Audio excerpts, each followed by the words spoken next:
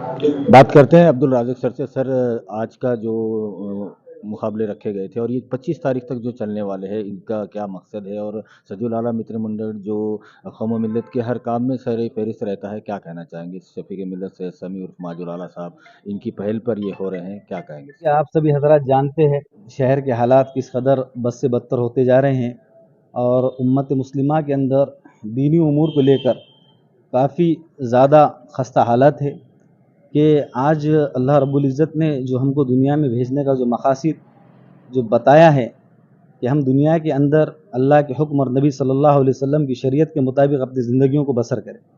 इस ज़िमन के जो इल्म है इसके अंदर उम्मत के अंदर बहुत सी कमियाँ थी।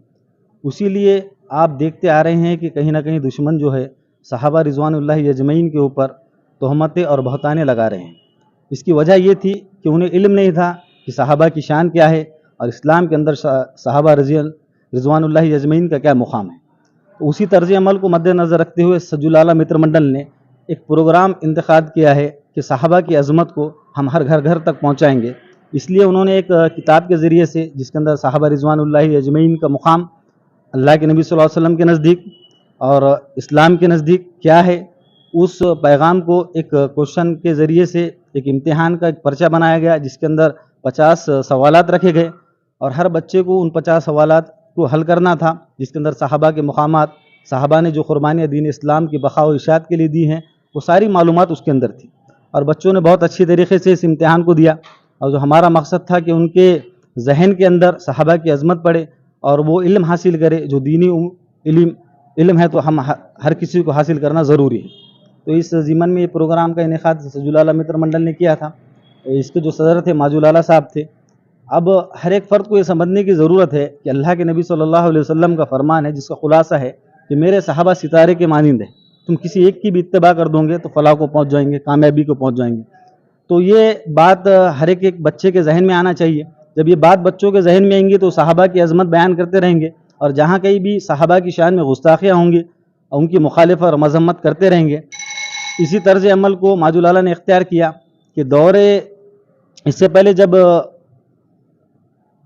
अकबर के ने जब बातिल को फ़रोग़ देने के लिए दीन इलाही का इनेकाद किया था, तो उस वक़्त जो बुजुर्गान दीन थे मुजद्दिद अल्फ़सानी रहमतुल्लाह अलैह ने तो एक तर्ज अमल इख्तियार किया था कि जब बातिल ने बातिल परिस्थिति को जितना फ़रोग़ करेगा, जितनी उन्हें उसकी तबलीग करेगा, तो उसके बरअक्स हमें क्या इक़दाम उठाना चाहिए। उनके मुरीदीन ने जब उनसे सवाल किया था तो आपने फरमाया था कि हम बातिल की मुखालिफत कम करने से ज़्यादा हक़ की तबलीग को ज़्यादा करेंगे। तो मुझे लगता है कि कहीं ना कहीं माजुल आला ने भी जिस तरह एक तरफ से सहाबा की शान में गुस्ताखियाँ हो रही थी और उसी को मद्देनज़र रखते हुए मुजद्दिद अल्फ़सानी का जो तर्ज अमल था उसको इख्तियार किया और सहाबा की शान को हर घर घर तक पहुँचाने का एक है तो जिम्मेदारी उन्होंने उठाई है और ये प्रोग्रामात चलते रहेंगे। आज इसका एक इम्तिहान हुआ था। अब 24 तारीख के दिन नात ख़ानी का एक प्रोग्राम है मुनक़्क़िद किया गया है। उसके बाद 25 तारीख के दिन अबू तालिब रहमानी साहब और है तो हज़रत मौलाना मेहदी हसन साहब और हलीमुल्लाह ख़ासमी साहब और अब्दुल ख़दीर साहब, ये लोग आने वाले हैं। ये लोग आपके सामने पूरी वज़ाहत के साथ अपने मकासद को रखेंगे और जिन बच्चों ने इसके अंदर कामयाबी हासिल की है उन्हें इनामात से नवाजेंगे। और उसी के साथ एक इस कड़ी से जुड़ा हुआ प्रोग्राम इंशाअल्लाह बल्कि पूरे हिंदुस्तान में या पूरे महाराष्ट्र में पहली बार इनेकाद में आने वाला है। वो प्रोग्राम है सहाबा की अज़मत के ऊपर क्विज़ का मुकाबला रखा जा रहा है, जिसका पहला इनाम है तो 1,01,000 रुपये का रखा गया है पहला प्राइज़, दूसरा 51,000 है और तीसरा 31,000 है।